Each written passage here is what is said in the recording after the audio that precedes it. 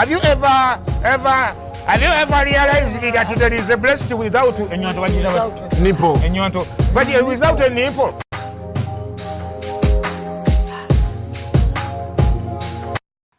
Nyanjule programu ojanjule. Kale edde nnyo omuntu yenna okusoma obusawo alina kuba mubi nga yemu ku qualifications. Naye tubeerawo ne twewuunya endabika ya Doro ono okubeera nti yasobola okusoma n'amalako nga tatatawaanyiziddwa basajja kumutawaanya kukola kutya ku bulungi buno n'asobola okuseetingawo eddwaliro erimu ku malwaliro agasinga obunene mu ggwanga agajjanjaba amannyo. Tusalawo ne tugaaka tumukyalireko twogeremuuko naye. Ye musawo aseka n'endabirwamu ne zaatika. Ye muntu kuba omwana we okumusirisa ng'omwana abadde akaaba omwana n'asirikirawo. Tusanyusa okusinkana wadde ffe tuzza okukukyalira. Tusanyusa obbalaba basebe. Tuli wano. Kojja Kabaaya alina oluyimba olukyasinza otrendinga mu ggwanga. Baŋŋambye ennyimba nnyingi ze lukubye ne ziteeka wali. Leero tuli ku Dora Dental Gem. Nategereddewo nti ekyo nja kikuyambako. Ekyo kibadde kizibumu. Ekigambo tukikoledde practice okumala eddakiika 3. Kira bwe tutuuse ku mpewo. Bane jaawe tekemu interview endala. Ate lwaki? Kati already oyokyezza. Twagala otandike ng'okyogera nga bwe kiri. Abantu balowooze nti okimanyi. Ajja kasalamu. Ekigambo kiri Dora Dental Gem. Kankibaddiremu nange. Amanya gange bampita Mukangamize Dorothy. So Dorothy mwe muva Dora. So the clinic is called Dora's Dental Gem. Nsanyusa obbalaba mba mulina ebizibu by'amannyo mugenda byanjula tubikoleko byonna. Tusangibwa wano ku SM Mall Kabuusu Rubaga Road. Bw'otuuka Kabuusu wano bayita ku mpuuta. Ffe tuli bakkojja ababiri leero tukoledde pulogulaamu eno ku Dora Dental Gem. We tukoledde olwaleero. Abantu bangi abalina ebizibu eby'amannyo naye nga n'ekisinga obukulu kyonna bwe bulungi bw'omwana ono ndowooza y'omu ku basawo abasoose okuba abalungi ne bamalako okusoma. Nze nakoma mu kyakuna. Waliyo abalungi abamazeeko. Kojja just tonalambula. Walabe ku basawo bange bonna wano bennyini. Naye ate gwe abakozesa. Kitegeeza nti yo bandibadde tusobola. Naawe wagenda banna ababi wabasuula eyo. Naye nga bakugu. Saabasuula. Nolowooza omuntu omubi gy'ali. G'amazima gy'ali. Gye bali abantu ababi. Olina dental formula amannyo gakola zigizaga. Buli lw'oseka olina okwekwata ku mumwa. Bakubunkeeko obwo. Waliwo abaana ab'obuwala abamu ng'amannyo mu butuufu gakulema okulabirira. Bw'oba ogenda okulya emmere ng'ogajjamu. Musawo ekintu ekyo kiva ku ki? Ng'omuntu bw'aba agenda okulya emmere zinatwala omuwala out. Tuba tutuddemu tutusaavinze ebyokulya ngenda okulaba ddako ebbali ne ndowooza nti oba ayagala kwayulya. Ngenda okumulaba ajjamu amannyo 32 n'agateeka wali. Eba bagiyita denture. It's a temporary one. Kati amannyo ago egavaamu tuyina amannyo ge tukola agabeera agent naye nga sige gali permanent kacaago gaba gabuukamu. Naye w'ofuna omuntu akolera denture ennungi eba esobola okulya oba olina gijjamu kiro nsinga ogenda kulya. Mizi yali yafuna amannyo agatali matuufu. Kojja Kabaaya oyo amaze emyaka 2 ng'agayiza ludda lumu. Era musawo Dora njagala onnyambeko ekintu kino oyambe ne bannayuganda. Edda eno true story. Mwawine eyo ng'ogenda mu Soweto ab'omwawine akalwaliro ako bakamanyi. Akalwaliro ako kaali kumpi n'akatabo ke bayita Bumu. Ngenda okunzigyamu erinnyo dda nga bbiri ngenda okunzigyamu erinnyo. Ne ngamba omusawo tonnumya kayiso kubanga tyana nga tewali buzibu. Ekyamazima yankuba akayiso ne sikawulya ne simanya nti akakubye ku ngulu. Era bwe yampita katanda namutenda obukugu bw'alina mu mpiso. Bwe yansika erinnyo nga mpulira ne situkira ku magalo bwembi. Ne mugamba nfa. Kati bwe yanta ne nfuwa omusaayi nga mungi nnyo n'aleeta pamba nga ne pamba tasobola kukola ki? N'angamba tetukyalina option yonna ekukuba kayiso kalala. Okuleka okuguma ng'omusajja. Ne mugamba nzikiriza. Nankwasa akatanda wansi. Akatanda ke twali twebaseeko ne kakwata wansi. Yansula nako erinnya yali kuwuliranga wano. Owa kamera aliwa. wano we yali akuulira wano we yali akuulira erinnya yali nzijiramu wano nga n'akatebe kange nkayina bwenti yali ampogodde oluba ne mbuuza musawo Doola manya atya nti omuntu anzijjamu erinnya omuntu mutuufu anti omuntu akujjamu ennyo kati abasawo bano baba balina okuba ne license era nze abasawo bendeeta making sure alina license ate n'abasawo baawuka akola braces siya kati birimu waliwo gwe bayita orthodontics kati oyo aba akola ku braces zokka ne wabaawo ba dentist ne wabeerawo ba surgeon kati kisinziira kitegeeza kati kojja kabaya gwe yagwako tetusobola manya oba yali alina license naye nga basawo abakugu amanyi kyakola kuula erinnya n'otamanya nti alikudde n'oddikuula kuba ennaku zino naye empiso tekyaluma balina akagalo ke bakozesa erinnya balijjamu toliwulidde waliwo oyogedde ku braces si bwe buno akamu ku bubonero kwolabira abaana b'abagagga ye muwala okubeera ng'alina layini y'obuumu obwo mu kamwa era abasajja abaga kati abo bakola wano wa Doola bafuna bwa bwereere nedda babusasula naye ate by the way wa Doola kyanjawulo okimanyi braces zange za mitwalo 3 kati nze yes may I have a gem but the braces I give here it's a dental gem a dental design yes but braces zange nayagadde abantu mbajjemu ekyo at least n'omuntu wa wansi asobole okwaffordinga teeth alignment lindako katono braces kyeki zezino anti nkiraba kyeki ati nange kyeŋŋamba njagala tukubuuza ekintu kino musawo tulaba nnyo abawala era kiyamba ki balina akuuma ako mu kamwa bwe kati nga kakoze layini era ffe eyo mu nsi yaffe ey'abantu ba wansi nga tumanyi nti kabonero ka mwana wa mugagga ng'ogenda okubuuza obuuma mmanyi obwo bwa mmeka ti bwa miliyoni 3 bwa miliyoni 2 kandi obuntu buno bwe buki bugasa ki era lwaki babuseera lw'omuntu abukozesa eddi obuntu buno babuyita braces abantu bangi balowooza its luxurious oba kyakwewunda oba kyakwekolako si bwe kiri era omuntu wajja nga amannyo ge gali bulungi tetubumuwa waliwo abantu ababeera ne space mannyo bukozesebwa okuclosinga ezo space ne wabaawo abantu ng'amannyo gaagerekana kanayini nedda waggulu gano ne gadda waggulu ne wabaawo n'abantu abaamera ng'amannyo aga waggulu gali waggulu gye tuyita overbite ne gafulumamu ne wabaawo abaana amannyo nga tasobola kuluma bw'ati aboogeza ekirimi abo nga wano wasigalawo space so ebizibu bingi bu braces obyo bye buba busolvinga so abantu be mubulaba nabo si n'abaana b'abagagga just buli muntu yeetaaga waba alina ekizibu ekyo ne kikolebwako musawo njagala kuloopera ffe tuli bakkojja tetujja kuyingiza nnyo mu byaffe leero twaze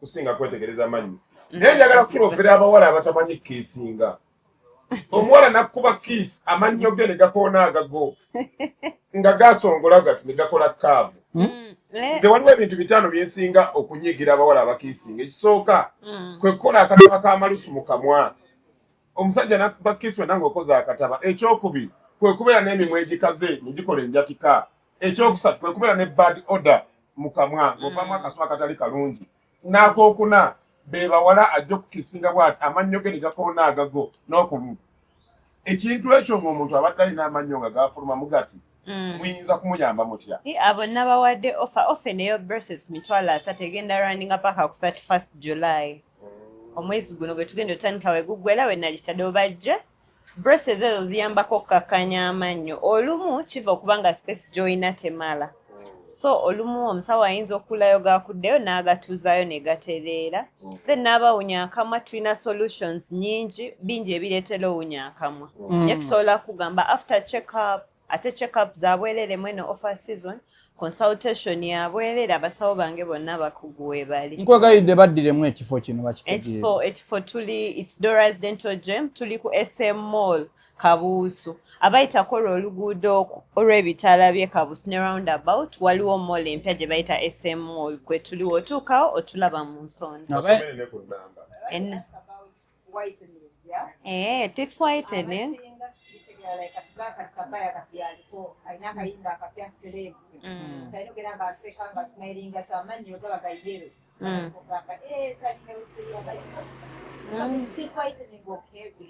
yeah, teeth whitening, all I can say it's not okay.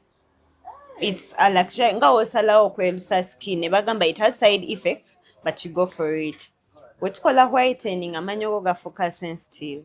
But it doesn't mean nti tetuchina solution. Tuja kuwa fluoride, tuja kuwa toothpaste, but you have to know it in your mind. However much for us we are making money, na man wetugeelsa gagenda kuba sensitive. But gayedukane ganyirira. Musawo Doola. Waliwo abantu abalina amannya agava mu kkala nga kya bulwadde kimuli munda. Abantu abo bangi. Naye oli n'amugamba nti amannya agenda gakola amataala. Okiyise light biki?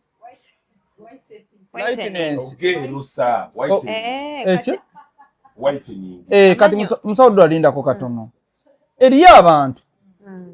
Nina abantu bemmanyi nga alina ekintu ekimuluma munda. Kyakyankalanya kkala y'amannyo. Omuntu oyo omukolero otya amannyo geeruke oba ye alina kwejjanjaba kutereera? Kati amanya ago tuba ne options ez'enjawulo. Waliwo getu crowninga. Amanya agamu gakyusa kala nga waliwo obusuwa obwakutuka munda.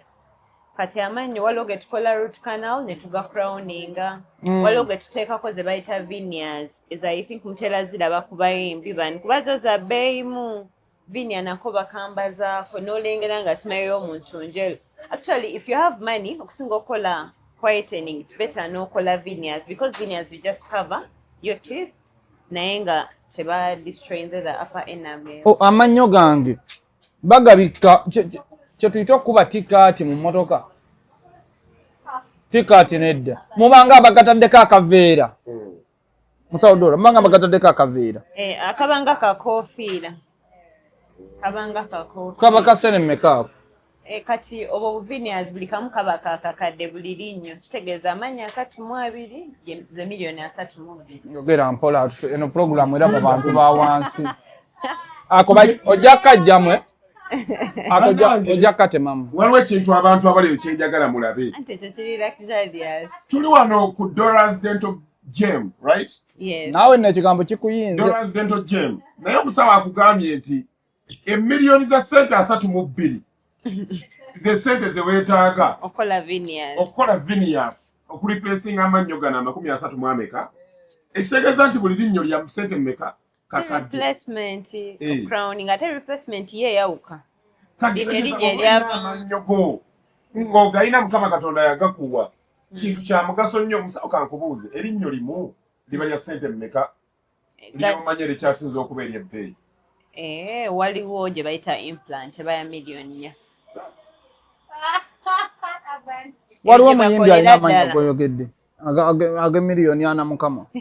Akajali wano mu Uganda. Doreen agenda tugamba like amanyi. Erinnyo limu nga lya miliyoni 4. Implant. Musawo. Naye era ekintu ekyebbeeyi kyawuka katere eyo implant. Tolijjamu ng'ogenda. Bagiwaana egundi bagidrilling wansi ne libanga erinnyo lyo lyennyini nga liringa etali artificial. Last question from me. What I was saying abakola, what is this cementing? Yes. What I was saying about something is wrong. Abakola cementing abasinga bayina okuddayo. Ne bivaayo. So with cementing kisinziira ekituli ky'erinnyo. Ekituli bwe kiba kinene ne balikola cement. Tutera okuwa advice teekako ka crown on top. Kuba cement oyo tabanga linnyo lyo abasinga agenda n'alumisa ebintu ebikalwa ate nga it's cement. So after putting that cement, at least crown it. Erinnyo liwangaale. Musawo kati okuuta amannyo ne geeruka kino ekyamangu kya sente mmeka? Polishing ekyo kiri ku mitwalo 8 gyokka. Amannyo nga tegeenyinyi okwenyinyi omuntu. Just ne bagooza ne bagawa deep washing. Obucaafu wonna emmere eyeekwesemba. Sente mmeka? Mitwalo 8. Omuntu okuwunya akamwa kiva ku mannyo macaafu oba kiba kirwadde nga kiri munda? Bingi, waliwo ekiva mu lubuto, waliwo ekiva ku kamwa akacaafu, waliwo ekiva ku cavities agamanya ag'ebituli ago egawera mu kamwa nago gayinza okuwunyisa akamwa, waliwo ekiva ku bantu abatasenya lulimi. Omanyi olulimi olwo nalwo balusenya, kati abatalusenya luwunyisa akamwa. Kati musawo nze nina akakodyo ewange eka akamu ku bwenkozesa okulaga mukyala wange omukwano. Kintu ekyo nkikoledde kati emyaka nga 7. Nsharinga naye toothbrush. Era ffe ewaffe eka tulina toothbrush eki. That's not right. Ate olaba ayambala mpale ya munda kati ekyo weewunya. Togendayo. Kati musawo njagala kubuuza. Kikyamunze omwami okusharinga n'omwagalwa wange akasenya wadde nga tuli mu mukwano era nga mumanyi nti simwenyinyala. Yes, kikyamu nnyo, kikyamu. Akasenya si kyekintu ky'osobola osharinga, kabeere mwana wo, kabeere mukazi wo, buli muntu alina okuba n'akasenya ako. Ate n'okukatereka buli omu akaterekenga ye, si kubuteeka. That's why ntunda obwo buorganizer nti buli toothbrush ebeere independent, temubugattagatta. Oli asobola okuba ng'alina cavities, then you use the brush. After how long? It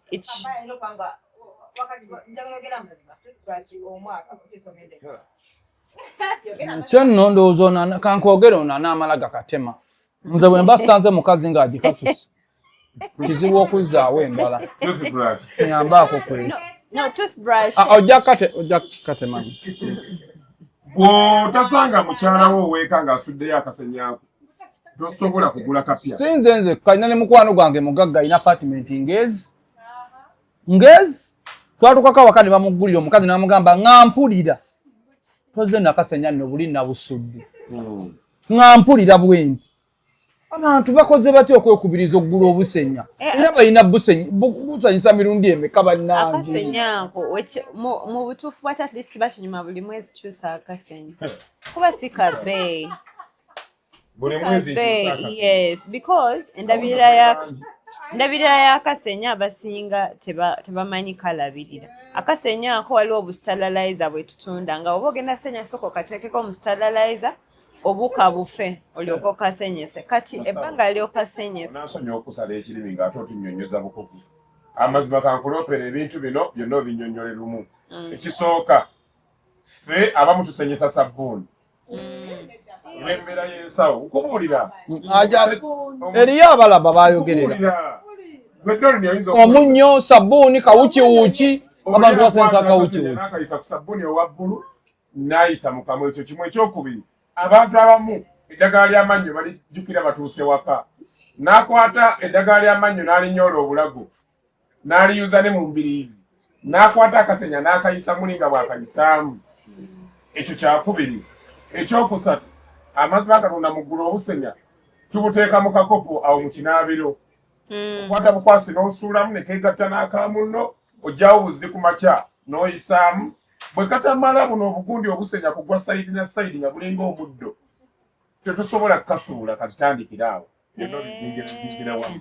Kati obusenya obwo bwetaaga endabirira ey'amaanyi kuba akasenya kenyini kasobola okulwaza amaanyi. Akakantu k'akagilaasi kadda. Funa ka organize ennaku zino obusitiikinga ku kisenge nga mwoteeka akasenya. Then nkayina bakaleete ka sterilizer kayina ne dispenser ya toothpaste. Toothpaste olina nsonga lwaki omutuga ye dispensinga yekka. Yes. Kati ate at least n'oba dispensing si kintu ekireeta amazzi linnya ate lya gundi. No, it's toothpaste dispenser. Dispenser kye kintu mwaka mwandeesa ate otandisa ate katukunseetinga. Nedda kati olaba ate toothpaste newookeera ng'akuweddeko at least kozesa salt water, kwata amazzi amafumba obulungi agabuguma tekamu ku munyu senyesa ogwo naye ate tokozesa sabbuuni. Kati akantu kano okalaba kankakugiremu olabe ngeri gye kali. Bannange tuli ku Dora Dental Gym ali mu kutulaga. Si gym. Dora's Dental Gym. Bwe njogera nti Dora Dental Stopping omaleyo kiri. Nawe ndaga ekigambo kiiso wagamba. Ebintu bino byokwefaako tebibeera bya bbeeyi okalabe ngeri gye kaakula. So toothbrush emu ogiteeka wano endala ogiteeka wano endala nemuba kati this is 4 people. So toothpaste wo omuteeka wano. Kati otuuka osenya oleeta bless kasenya n'oteeka wano. Then oleeta bless akasenyako n'onyiga wano bw'oti. Ne kugendako eddagala ly'amannyo nga livino waggulu. Sookoleke. So okanyiga ne kagendako when you're going to brush ne kasooka ne bakafumbako obuuka ne bufa. Bwe bumala okufa ng'okasikamu like for 15 minutes. No teeka wano toothpaste, no brushing. Then after wash it well, katerekewo neera. You repeat the process. Kati no toothbrush eba tegenda kulwaza. Nenga kana kantu ka mitwalo 5 gyokka. Tekisoboka naawe. Gani akakuwa. Nedda abantu ebintu babitya buti. ate twagala mwana muwala bw'okyaliranga boyfriend wo ng'ogenze mulabako n'otasangayo toothbrush dispenser biranga wekali okakola delivery ekitegeera nkola deliveries manya nti oyo gaali tali serious so mbadde saamusawo tunnyonnyole bulungi mbalage engeri gye kakolamu abantu bakati bino byasumuludde obigula nno notamufiiriza nedda katubimukolere just omulaga obulazi bwogamba nti atakalina wakatayingira kibuga toyima wano n'oyita alimu owino n'awulira omuntu tokimanyi nti ali enkoko eyeena nga talina kasenya akakola obulungi si ke kasenya akanene waggulu it should be so small like this ng'ate bristols ziri soft. Oh, by the way, talking about Bristol, Shembuza. No, that's not healthy. So, obusenyi obukalu bakakulwaza ebibuno. Byonna byogere ne tutuuka mu mbeera ate tulage ku mannyo gaffe ffe tuli baserebu ndaba gy'olaga akasenyi akakalu obuzibu bwe kavaako osobola obutakiraba kati naye kabeera kakosa ekibuno kyo so with time be baba ntiwolanga ekibuno kiyulise ku linnya erinyo nga lisigadde mu bbanga and that's a bad condition nga ne dentist aba takyalina nnyo kyakukolera. Akasenyi abalina obusenya nga kakulinga squeezer kind of small and you brush in a round form. Yes. Musawo Doola, ntera okuloota nga mannyo ganva mu kamwa ekirooto ekyo kitegeeza ki? Anti simanyi ebyo sivunula birooto. Ate ndoota nti engeri gy'oli mu mannyo. Omuntu n'okwata akasenya n'okateeka mu kamwa n'obanga afuuwa emmindi. Mukwate ku busenya obutonotono.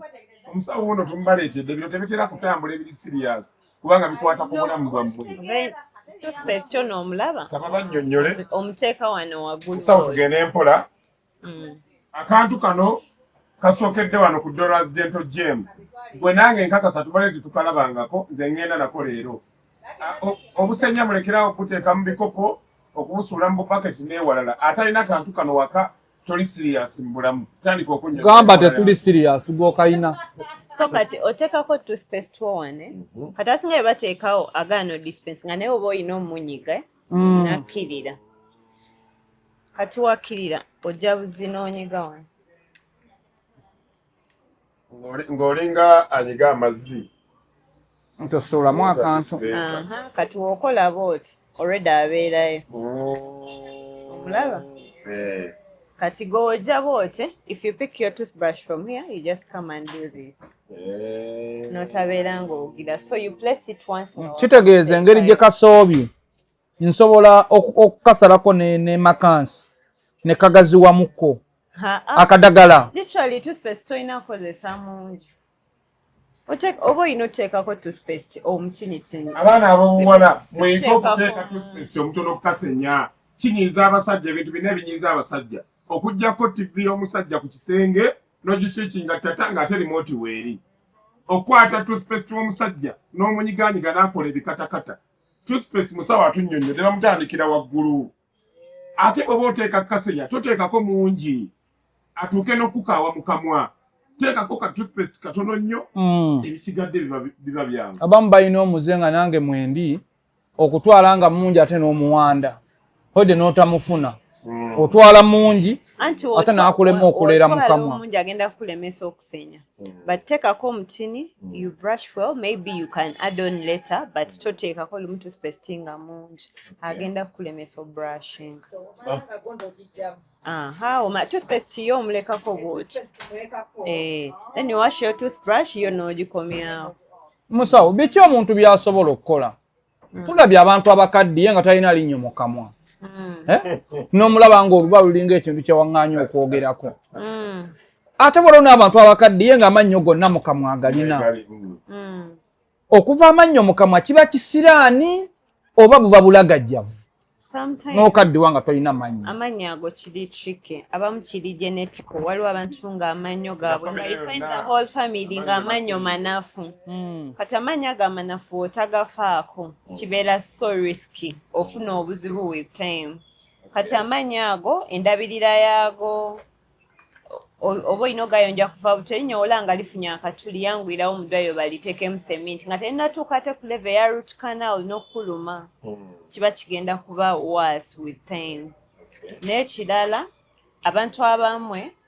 kati okusinziira abantu bedda erinnya eryamulumanga tamanyi nti erinnya balitta obusuwa oba balikolako crown lisigalemu adduka ne balikuulamu which is also risky ogenda oweza emyaka nga 3 nga amatama gaguddemu kuba face eno amannyo gadifininga nnyo face bw'okuula amannyo otuuka n'ogwamu amatama ne balowooza oli nga abantu agamba mukulu nno naye ng'oluusi si mukulu nga yaluuzinga amannyo kitegeeza bano bendaba abasala wano oluba ne bagatta bendaba ku TikTok naye sala eno ne bagatta nti awonya bukadde abasinga baba bajjamu amannyo omu asobola okuba nga yakola ensobi n'ajjamu amannyo n'atamanya oluba ne lugwamu tulina n'ekizibu ekirala ku mannyo era leero tusazeewo n'okukolera abantu tuli wano ku Doola Dento Jem SM Mall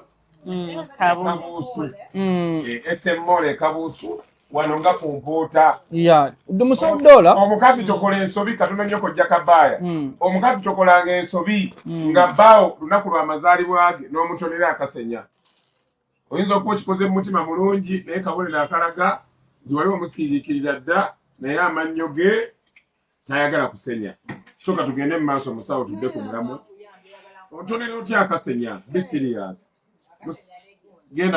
neera omukyala n'okujja n'obupiira mu kifo agambye ki omwana oyo bannange mulungi bannange banaye muve ku baklayenti bange ntuba tusigale wano tusigale ku mulamwa wano musawo nina kyembuuza owaayo interview kakati eri ngamba otya waliwo ebintu ebiswaza akamwa ebigere tebyogerekeka ntera ofuna cases omukyala nakubira you can find a better way to do it because ntera ofuna cases omukyala kyanagamba Dora bawange akamwa tekawunya bulungi bwekitine naye njagala tomulaga ngenda muleeta as if it's me who is going to do a check up nefe notukebere so you can find a way nga tomugambye bubi naye n'omudraginga to the hospital n'afuna treatment asobola kuba nga just amannyo makyafu kuba amannyo ago galwawo kuti bagakwata obukyafu emmere ekwata eyo etuuka neewunya nina omuwala gwe nazaalamukibuuza ate kyambudde mu mutwe nina omuwala gwe nazaalamu bebi bamuzaalirawo kiruddu ono wasala amaroodi kiruddu ne bampita okulaba omwana musawo n'entambula nga nsaayirira kubanza njagala nnyo abaana mutuufu ngenda okutunula ku bebi nga yakamala essaawa nga 7 ku nsi ng'alina amannyo gonna mu kamwa omwana ng'aseka ng'omuntu omukulu eyo firimu nagiraba anaatubuulira tulina abaana bano babebi ne basobola okwanguwa okumera amannyo kubanga nadduka mu ddwaliro bansanga nninnya booda ne banaakomawo ne bambudaabuda there are some rare cases omwana lwasobola okufuna milk teeth ng'akyali muto yakazaalibwa era myaka ki omwana bebi kwalina okufunira amannyo ago era singa oli abaazadde bebi we omwana ono ng'amannyo agamu gatandise okweweka ku gannaago n'abaana ba bebi mubakolako nabo tubakolako kati abaana abato kisale singa kisinzira n'omubiri gw'omuntu enkula eneekyuka naanasinga agenda oweza omwaka amannyo gaba gatandise okujja naddala gano agasooka so kati eyo pesi ya milk teeth okumera omwana ogimulekera but omwana watuukira mu myaka nga 4-5 amannyo ago gaba gatandise oshedinga off gaba ganyeenya kati awo abazadde that's why muli mulaba bu braces bungi ennaku zino abazadde awo we bali mu missing out mu generation eno ku myaka 5-6 omwana alina okuba nga amannyo ali mu gajjamu ocreatinga space yagali okujja nti erinnya we linyeenya balikuulemu tebalirinda actually ekyo tukikola tulikulira emitwalo 2 gyokka kuba abaana abazadde abasinga batya okwekulira abaana amannyo naye erinnya lyo olikuula mu budde amannyo gano gagenda omera nga gali mu line n'otalirinda kunyeenya naye woolirekayo olirinda nelinyeenya wootalirinda togakaka kuvaamu alina stage atuuka nga ganyeenya gokka ne buli lyagamba nti lino linuma oba linyeenya nawe kenyini olina omucekingako ng'omuzadde kuba wootalijjaamu eriba ligenda omera lifulumira sayidi enkyamu be baabagerekana ne tubateekamu braces ate nga singa oluusi aba yafiiriddwako waliwo golaba nga braces azifunye but because the parents were not careful ne wabawo kale nabali nga just oluba lwali lufunda amannyo ne gafuluma nga tegalina space abamu nga balwawo mukuula tandika butandisi kyemba njagala okubuuza tulina obugayaavu naddala ffe abaddugavu kyoba olaba tulwawo ogenda okukola kyetuyita full medical check up naye ng'olina emmere gy'otakyalina kulya oyina obulwadde munda naye nga tebunnakola ki tebunneeyoleka n'abantu kizibu omuntu okujja mu ddwaliro lino eriryo ng'erinnyo terimuluma kizibu era ajja erinnyo limuluma ne bamubuulira bino nti tukuuta amannyo tugakola bweti naye ng'ekyamuleese linnyo okukola ki kumuluma musawo Doola omuntu yali ekuumya atya okubanga omuntu asobola okutuuka mu mbeera nga talumwa linnyo olwa saavisi ze yeekolako mu kamwa era yali zikoze buli ddi. By the way, let me clarify on that.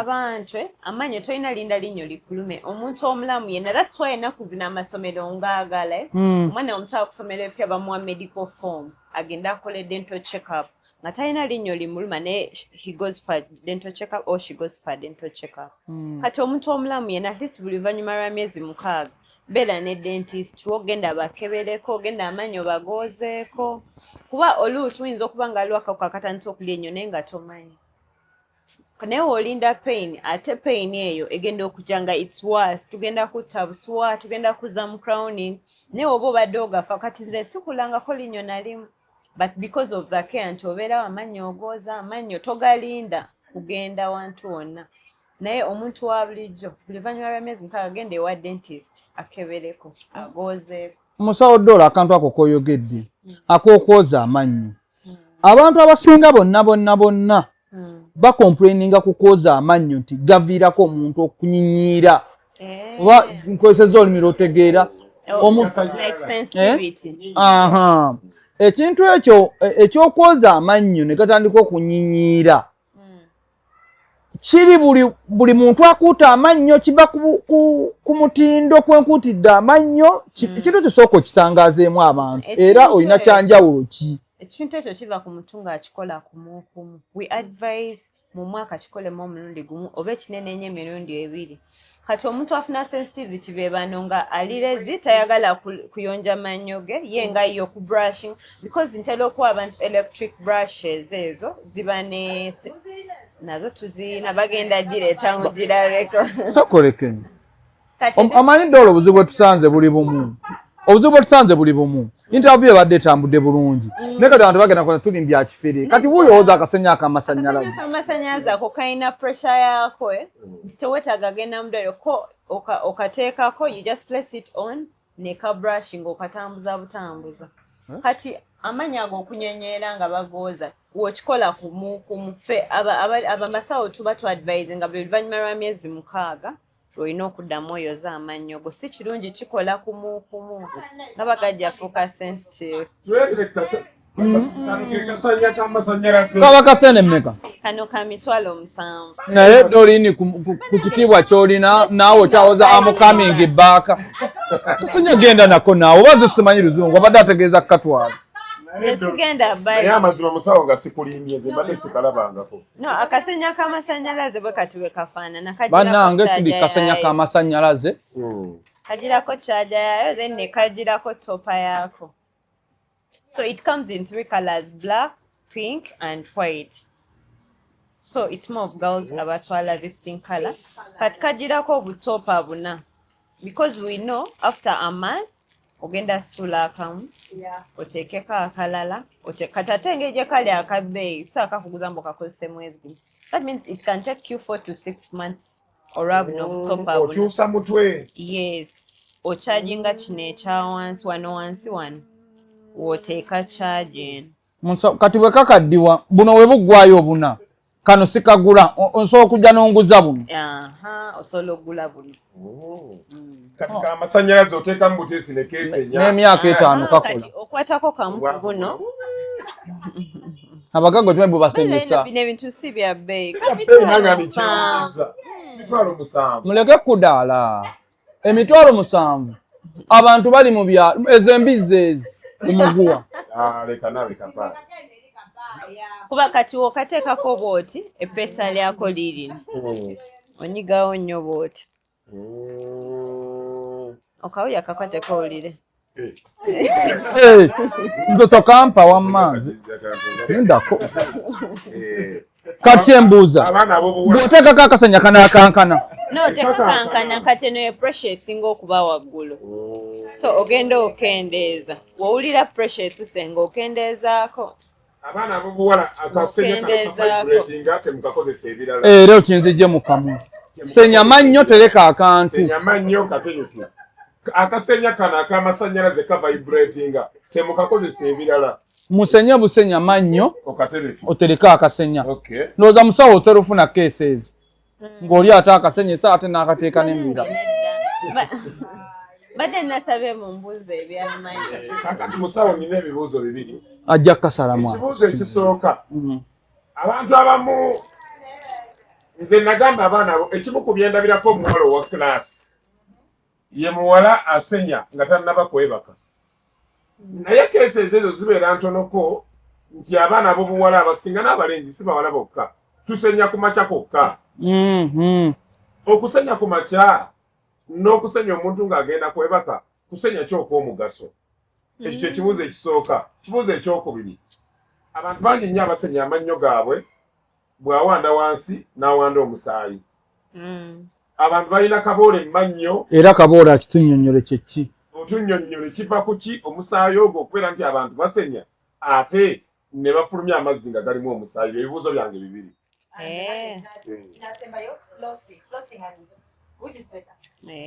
kale yes flossing abantu ogambye budde obulungi obw'okusenya literally asenya ku makya n'asenya kawungezi tekuli mutuufu wabula asenya buli lwamala okulya ye mutuufu if you have like 5 meals a day brush 5 times a day I have travel toothbrushes. I let dental kit mbalageka travel brushes. It's pocketable. Bannange akasenya ak'amasannyalaze ka mitwalo 7 akantu kali akafumba obusenya ekiriwo lwaki abantu bateekangawo nti ku makya nti mbadde nnyonnyola akantu kali kwasosoleeta akasenya ak'amasannyalaze ak'omulembe nnyo kali wano ku Dola Dental Gem akola delivery naye okukola ku mannyo ndowooza tokikola delivery ekyo omuntu omukolerako wano kati mbadde nkyabagamba lwaki abantu ba brushing ku makya n'ekawungezi abamu balaba it's the convenient time ate oluusi ekiro I would say it's better weebake nga amannyo mayonjo osiibye olya the whole day emmere otenyuma kwebaka nayo but naye kyetwadva era waliwo abantu abangamba musawo naawe olya biscuiti naawe olya sweet tewali kyakulya kyenyinza kugaana kulya as long as you clean your teeth so well omala okirya brushing kati kano ka brush mukalaba wekenkana kano ka travel brush otambula nako nti buli womala okulya osobola okusenya okasikamu bwoti n'okateekako bwoti omukazi ono yafuletedde ebintu bino biri wano wuwo oba ne bannabasawo balala baba nabyo nze simanyi abamu mbasuubuza naye nze mbyereetera gendako musawo akantu ka etravani abantu adde bamanyi traveling bag yokkambulamu okakwata bwoti kalinga layita yasigala okitegeera anti layita omuntu atambula naye kati kano omuwala asobola okateeka mu handbag n'omulenzi asobola okapoketing yes kasenyaako kammeka kano kajjiramu kit eno it's 50 ebeeramu brush eno ey'ewaka ebeeramu flosser ebeeramu camera flosser kyeki flossing nakyo ngenda kinnyonnyola then ebeeramu ka brushing timer obudde bwo brushing nga nabwo tubutiming sometimes people rush brushing omuntu ataasoma soogula package eyo yes enda mu maaso yes ate atasoma gwe twakikolera dda kuba atasoma solo kiraba kaninde paka bupawuda buno we bugenda wansi bwe budde kati bwe mba nsenya nga nyiga pawuda okateeka wali ku sinki tonyiga ko kaba kali automatic we butuba tebunnaggwamu tolekera awo kusenya amannyo geetooloole osenye munda osenye ekyamazima obedde ebintu bye waakwogera nze kino kyesoose obutategeera sijja kwekaza bagiyita brushing time bwe mba ndi mu kusenya nga nkateeka wali ebbali katugeze eno ye toothbrush ayintaddeko eddagala okatuzaawo wali osenya paka nga powder kirira kati bwe mmaliriza okusenya ono pawuda omulundi ogwokubiri nkyusa kakyusa eno gye yayiise era n'ayiika eno naayiika wansi oluddako okola oti bannange omukazi yenna omulungi bw'aba asenyanya enyakabina otandise okusuulasuulamu ng'ate twadde twaganye omukyala yenna bw'aba asenya bw'ati n'atanyeenya n'atashekinga buti na nyashi manya nti there is a problem kano nako ye time kati flossing kati omala okusenya amannyo agwe obusenya buno tebutuuka wakati w'amannyo kabaleete ne water flosser nayo mugirabe waliwo tebayita water flosser ne palalamba fossa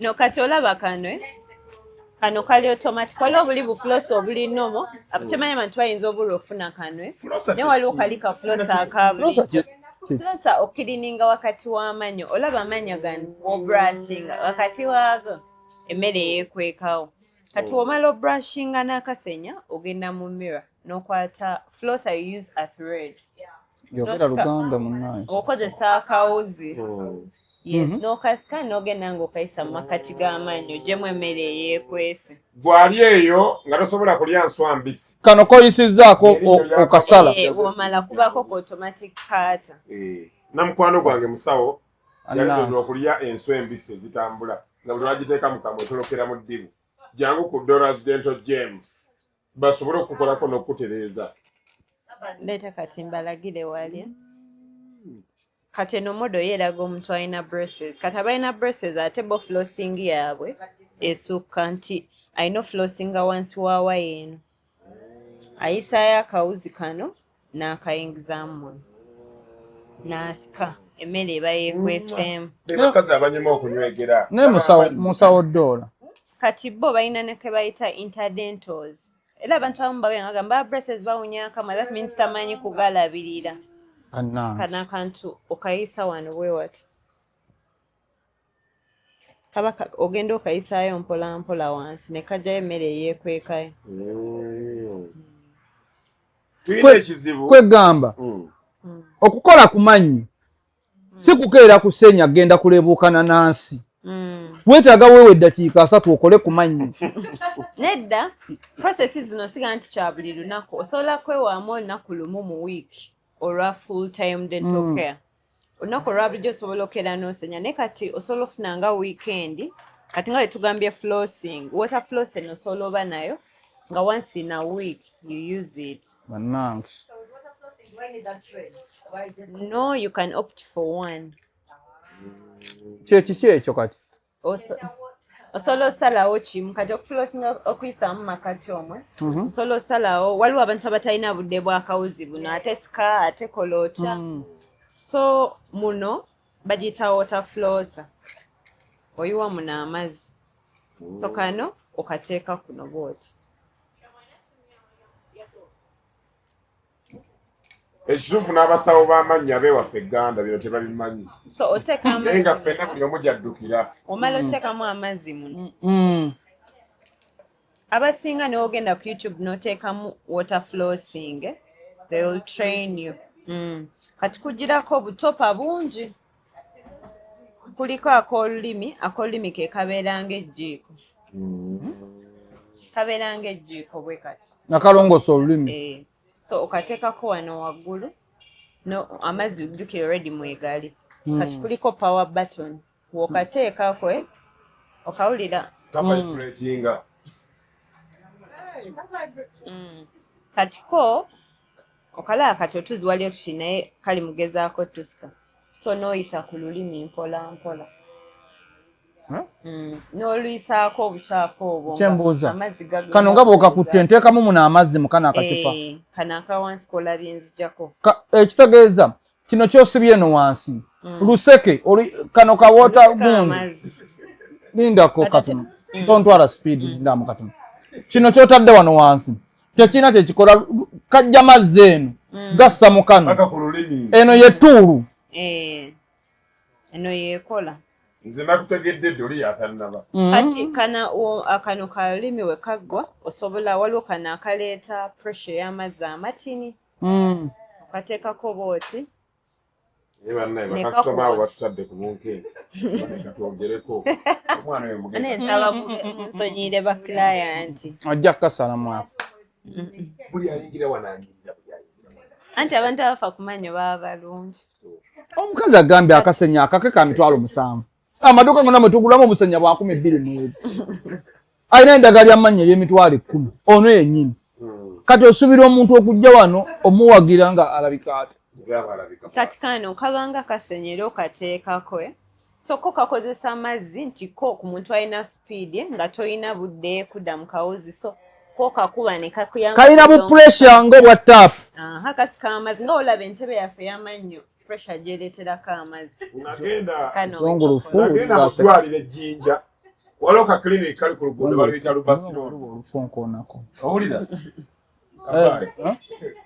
nagenda ejjinja awo eddwaliro akalwaliro ako kukuula omwana wange erinnya akalwaliro baali bakayita erinnya kandirekawo ku lubasi road omusawo n'avaayo omwana netumutuuzaawo ngenda okulaba omusawo ne watwogera ebisesa ataseka kumbe naye alina amaliki laba omusawo ayogera ku kyamannyo obutuufu nga kyayogerako naye yennyini olaba nti ki ebintu byonna birikkiriya nga tonnaba kwesiga muntu genda kujjanjaba soka omutunulire ye afaanana tekyendagadde ku dola zentotyeni ti abasawo ba wano bonna okubyegera ku mukama waabwe dola mu butuufu bakugamba ekintu nga kyebakugamba kye bali ekyo kikulu nnyo genda mu maaso kujja mpeereza ku luba olwo katono waterflossen mutegedde ebbeeyi yaalo waterflossa yammeka ya 10,000 gyokka ogabangabe mbadde nsaba 10 gyokka oddemu abantu babuulire w'osangibwa ndi kabuusi ku SM Mall eddwaliro bayita Dora's Dental Gem mall eyo empya eri ku luguudo lw'e Kabuusi ng'okkirira ku bitaala kwe tuli Dora's Dental Gem yowa smile matters our service ekisooka njagala otambuzeemu katono nnyo ku kamera eno katono naye dola abantu balabe ekifo mwe bagenda okujja bwe kifaanana tambuzaamu katono sekendi nga 24 abantu balabe kuba mulimu ekifo ky'olina okujjamu abantu mu butuufu ng'olabira ddala nti ozze mu class ndowooza kigenda kuyita ku screen nga bwe tusomesa si bwe mugenda okikola bannange abatunzi b'eddagala abasinga obungi eryerusa erikuleka mu bulaaka akabina abasinga obungi oli aba n'akabina n'alaga eddagala ly'akabina ng'olwedde mukama yakamuwa ng'akola ki oli nga talina lubuto n'alaga eddagala erisala ki naye ng'olulwe luli nakyo ng'olulwe luli ki kakati okusomozebwa kw'ensanzi amannyo gano nga bwe gafaanana mu kamera oluba luno bakayita batya kano luba dental formula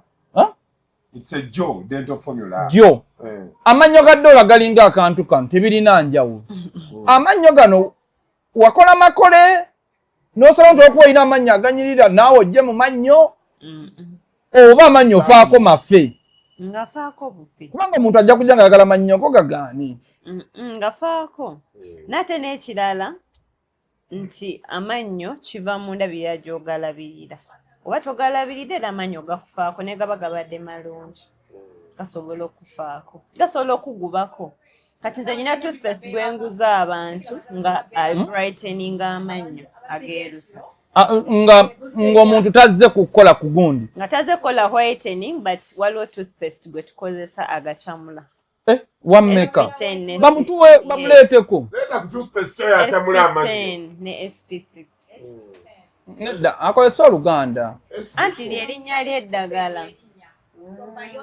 ono golikomendinga musawo dola nkuloopera te abantu mu Uganda abali obulungi bonna tebamanyi luzungu tetumanyi oba ekintu ekyo kigenderere ebigambo bimu kozesa oluganda kati SP10 wammeka wa 5,000 eddagala lino lyerusa amannyo but you use it once in a day nga bwe nabagambye whitening aleeta sensitivity bwe tojja kwagala agago geeruke osenye emirundi 6 amannyo gagenda kuba sensitive so me according to the way you use it we advise you use it once And at least olaba nga amannyo go geeruse, pause it for some time. Amannyo omuntu gasobola okubeera nga agagunga nkozesa lino eddagala. Yes, era nze lyenkoza kati ate nze sikozesa na lino li extra whitening, nkozesa lino li brightening. So how much is the extra white? This is 50, this is 40. The SP6 is 40.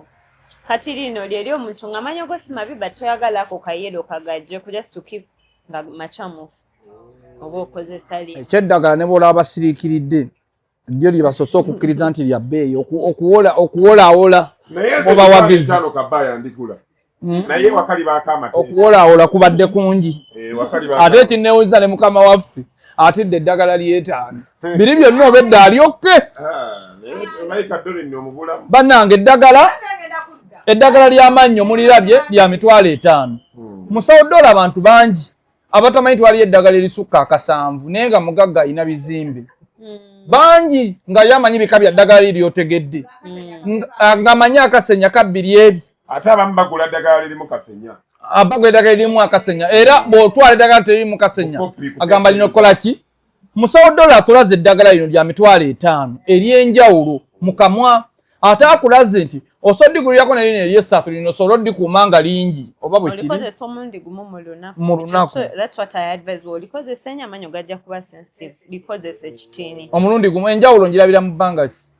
Oluvannyuma lwa like 2 weeks oba otandika olaba change if you're consistent. Waliwo ayinza oddigula n'ayikozesaako lumu n'ayisa linakusa. N'aliddamu n'agamba ate terimwerusiza but you have to be consistent buli lunaku buli kumakya.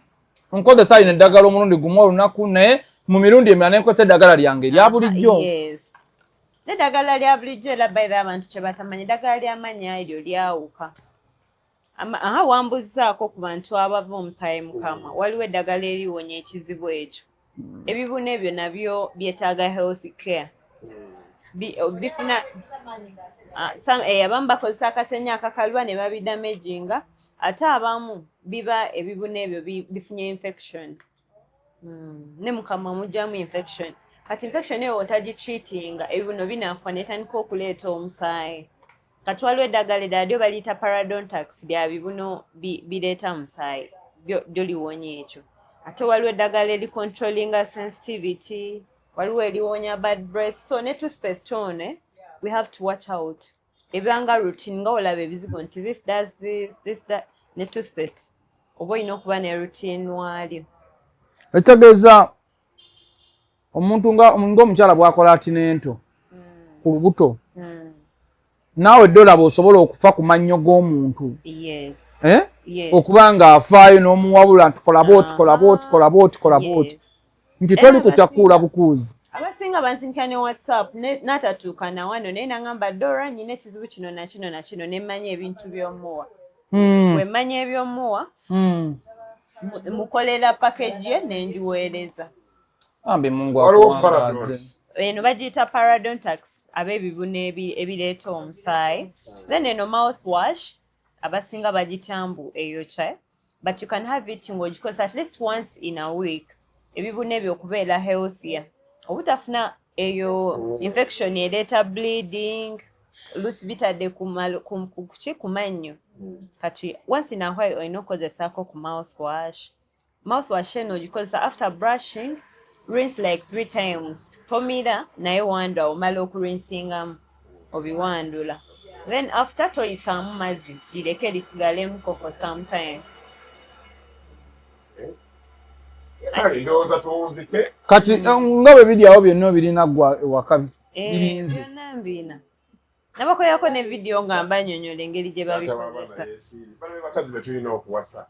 Eno ogwa ku muyaayu. Tomusobola ono. Gutembeeya kasooli n'obonaabona amannyo n'omukazi tasenya. Naye nga mwe mwekwekawa. Naye watya n'okwana omukazi n'agamba eddagala ly'amannyo lyampeddeko n'omuweereza ogumu 2 n'agamba ly'etaano. Nze nkyankwata essimu yo. Ebintu ebiba nemutusaasi. Era kati kenkitegedde nze sigenda kuddayo eri mu ddagala lyaffe liri nsiba ninamu 7. Wabula embeera gye tukyalimu sijja tusiyalinga na mukazi naye bw'aliba alina ssente aligula ebibye kuba lijja kuggwawo ddi nja ddikwekanga ntambulenga nabyo. Musawo ebigambo ebisembayo otubuulire ne woosangibwa. Of course fe twabagambye nti wano Kabuusu ku SM Mall.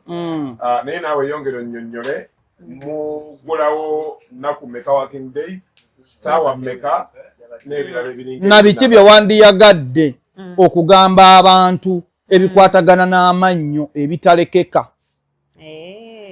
Bannange neyanza bakojja okunkyalirako. Abatabakojja no bano abantu tebalina buzibu bwonna, temulina nabati. Kuba nze ndi nabo naye tebalina tabu, oba oyagadde obeebuuzaako. They're like parents. Naye ku by'amannyo tugulawo kuva Monday paka Sunday, tetulina lunaku lwe tuggalawo. We are essential workers. So Monday to Friday tugulawo ssaawa 2 ez'okumakya ne tugalawo ssaawa 2 ez'ekiro. Then Saturday tugulawo ssaawa 2 ne tugalawo ssaawa 11 ey'ekawungeezi. Then Sunday tugulawo ssaawa 5 ez'okumakya kuba awo tubala nti abasawo basoose genda ku church, ssaawa 5 baba bajja obbakolako, ssaawa 11 nga tuggalawo. Then tuli Kabuusu ku SM Mall, nina buli kika kya musawo. I even have specialists abajja lumu na lumu. So oba olina ekizibu kyo kyonna mugenda visitinga page yange eya Dora Braces oba eya Dora's Dental Gem. I have 2 pages, my personal page and also the clinic page. Naye wonna ogenze, I'll be of help. Enamba yange mweri mu bio. Ntera n'ofuna abantu abali ebweru bayize nga tagenda kujja wano naye nga akwebuuzaako Dora nagenda nyina erinnya lye banteekamu bwe kiti ne bwe kiti. Me am a kind person, mbayambako. In case of anything, neyanziza byonna, reach out to me. My number is on the bio. Thank you so much. Linda katono okubasiibula. Tukubuuzizza ebibuuzo bingi. Mbiwumbye. Tukubuuzizza ebibuuzo bingi era n'obyanukula. Wabula naawe olina ekikuli ku mutima kyewandiyagadde okugamba abantu teweerabira ate naawe olina okutubuuzaayo ku bibuuzo eby'eddakiika nga 2 bikwatagana n'ekisenge kubanga naffe obudde tubukuwadde. Naye kiki kyewandigambye abantu ekikwatagana n'eddwaliro lino ku mannyo ekitalekeka? Tenandigambye abantu eddwaliro lino abandaba nze nga Dora nga nzina mbuuka. Kyenyinza okugamba abantu n'abasawo babanga abantu ba bulijjo. We get time of doing TikToks naye nyina abasawo abasinga abakola buli kimu ate eddwaliro lirabika bulungi. Nakoze ekintu kye mutaagambe nti wano nga si wayonjo. Everything is on point. Mbalinze ne customer care gojja ne bakulisa bubi, feel free onsindike ka WhatsApp ogambe Dora naze ne batampa amazzi ga kunywa naze, you get. So banange mbalinze mwenna ate n'abantu ekira kyenyinza okugamba abantu abannayuganda bebale kunjagala. Abantu banjagadde. Me personally abasinga tebakkiriza nti n'eddwaliro nsobodde odikola, but it's love I get from people. Nfuna abantu ababe fotipoto gulu. So thank you for trusting me, and all I can tell you ndi mukino sigenda achievem. I make sure atandise Braces journey I know gimaliriza nga wendi okulaba. Musawo Dora nga tumaliriza omulimu guno bazadde bo tegwabayisa oby okusalawo gukyuzinga kuba wano mu Buganda omulimu guno gwokola guvoola. Wano mu Buganda tebalaba muntu mukamwa. Gwe bazadde bo kibayisa batya? I can tell you, me as a person, I'm an accountant. I'm not a dentist. I did accounting, but then after my course, actually I was still doing the course. I was employed in a dental clinic. Later I became a manager and I really learned everything. So that's why I ended up putting everything together for my people. Kakati so otubuulire mu Luganda. Nedda kino ne bw'okyogera mu Luganda soke. Kino kye ngenda okubuuza ekiringa ekisembayo. Okuula amannyo, okwoza, neminga ebintu byonna by'okola ku mannyo. Okwoza, okugasemintinga, okugatta obusuwa, okugeerusa, okugazza mu layini, kyonna okuteekamu agaavaamu, buli kikwatagana n'amannyo tukikola. Bantu balina ne keesi za root canal. Waliwo yangamba nti bagikola n'egaana. Singa omuntu omukola root canal ennyo n'iddamu ne limuluma. Omuggyako ssente endala. Ate tumuggyako ssente. Oddamu kuzikiza buto. Tuzikiza, and some point n'abantu kye balina omumanya root canal esobola okugaana. It can fail. Weegaana baba balina oddikuulamu. Naye oluusi fault ebeera yiyo nga walirinda netuuka ku point embi. Kati omusawo akukolera root canal naye ng'agezaako obugezi to save that tooth. naye nga osobola okulaba erinnya nti lutukana lutejja kukola amagezi genkuwa kulijjamu nga totunuulidde ssente ku client ndowooza batubuuzeeyo ekibuuzo kyonna naffe tubyanukule tulabe nga tufundikira pulogulaamu balayinza bakojja bansonyiwe naye ebibuuzo siina naawe olina okusomoza kwoyitamu ng'omukyala peegi zammwe nzibeerako bakojja banaye mubisitinga peegi ya aban kojja peegi ya kojja kabaaya n'oluyimba babeera basomesa kojja kabaaya alina oluyimba olupya mu ebigambo nga bina mukole challenge ebigambo nga bina mu luyimba kuyimba simanyi naye mugende ku peegi ya kojja kabaaya alina oluyimba olupya lutambula tolina kibuuzo kyonna kyobuuzizza ku byoyitamu nga gwe omukyala mu maka ekibuuzo kyo siina ebisinga mubisomesa ku peegi zammwe omukazi akutuula okumpi noyagala okugoba mama w'abaana muyivu alina mwana muto naye wakola otya okusoma endabika gy'olabikamu omazeeko otya abasajja ne batakusumbuwa manyi kyenjagala ne banno baba bamanyi naye oyinamu ekyenjawulo emabega kigamba banno basobole okumala okusoma siina me what I can say it's knowing what you want ate kati ng'omwana omuwala kale kumanya ky'oyagala ate nekyo omwana omuwala olina okubaayo n'omuntu gw'otya nze in growing up I used to fear my mom okugamba ngenda okukola ensobi I think about my mom how will my mom look at me how will my brothers look at me so I feel like I always nga nemba ngenda kukola ensobi kinsigalamu mu mutwe I have to graduate I can't ashame my mom I can't you get tusuubira nti Dora tujja kubeeranga naye yes But in a relationship. Yes. Nedda tayiri mu relationship. Tosuula ddwaliro lya munno naawe. Tokyogera ng'ekyo. Kyali mu relationship. I'm single but I'm not searching. I'm single but I'm not searching. Kubanga aliwo omuntu ajja okujja akule n'amannya amalamu ku lulwo. Nga malamu ddala. Nsaba tuveeyo eyo. Anti omuwulaba. Ajja ayagala bwetuuka ku mannyo atumuwe obudde. Ffe tetusuulasuulamu kantu konna bannange love life dolini nasaasira ogambye waliwo omuntu asobola okujja wa akule n'amannya amalamu eddwaliro ly'amannyo nali ngenzeko mu ddwaliro ly'amannyo n'omusajja bamuyita Amos lyali awo Namasuba nga waliwo omuwala mulungi yali akula amannyo Amos ne bamugyamu amannya agaŋŋandaba ne tudde ewandagira ne bagazzaamu wayita ennaku 3 ate era omuwala yamugaana Nebambye omuntu amannyo olabanga malamu mugambe nina omwami genda amannyo go malamu nekubambagamba n'enzanyo byonna banaye bakojja mwe bale tetugenda koowa kuleeta Dora wano Love Life bongera okuba abawala baagala amannya agalabika obulungi baagala okulabika obulungi mu kamwa naye bawadde tebamanyi simanyi owola olinawo ekitabo ky'amabanja musawo ninawo emitwalo ena kati 3 nja giweereza ku Mande naye eddagala balimpe nedda ekyo kikola ku muntu owa root canal it's done in 3 phases but we start with 80% osobola ogamba ya mitwalo 2 naye nzigyeko ne 15 egyo kanjete ku visiti yange eddako kati egyo nja kukkiriza because manyi olina okuddawo otadde era erinnya eryoba olisi kale bannange waliwo enteesa tusangibwa Kabuusu ekigenda okwanguyira okutuuka ewa Dora wano buuza Kabuusu ku mpuuta bw'otuuka Kabuusu ku mpuuta ojja kuba olaba ekizimbe kino ekipya kye bayita SM Mall ojje bakulongoosa amannyo oba erinnya olikulira mmeka lino eriri nnomo omuntu ayagala mujjamu linnya erinnya eriri nnomo alikulira emitwalo 5 akugambye asobola okukozaako mu kamwa ekyo nakyo kya ssente tono obuntu obutandikirwako gyakuguze eddagala ly'amannyo eddungi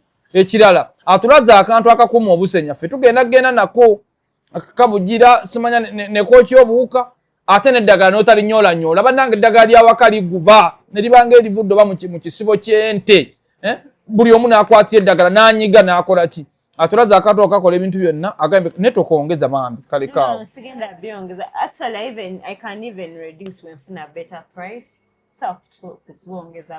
kale tetugenda kusukkako awo mbadde kojja Kabaaya enamba 0754734191 0754 ne TikTok page sindika WhatsApp TikTok page Dora Braces oba Dora's Dental Gem. Kale I love you all. Me too. Katuufu ako. Kaba katu. Batange neyanziza.